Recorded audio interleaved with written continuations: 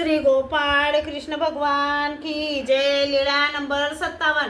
भट्टोबासांना गोविंदाचा देह त्याग दाखविणे. गोराईसाला काही आजार होता. तिच्या गुंफेत पूर्व भागाला कपाट होते. ती कपाटाजवळ बसलेली होती. तिच्यावर कपाट पडले. गोविंदावर कपाट पडले म्हणून भक्तजन ओरडले. सर्वज्ञ तेथे आले. आसनावर बसले तेव्हा भट्टोबास आले.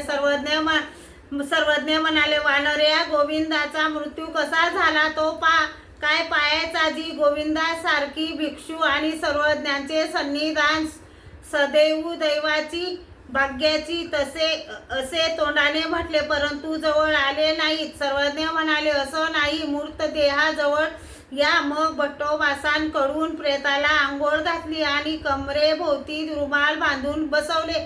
सर्वज्ञांनी टिळा लावला. श्रीमुखीचे तांबूळ तिच्या तोंडात घातले. श्रीकंठीची फुलाची माळा तिच्या गळ्यात घातली. मग सर्वज्ञ म्हणाले, मूर्तदेह गाठोड्यात बांधा, त्याबरोबर 2 दगडही ठेवा आणि खोल पाण्यात टाका. भट्टोबासांनी गाठोडे बांधले, 2 दगड ठेवले आणि नेऊन डोहात टाकले. श्री गोपाळ कृष्ण भगवान की जय.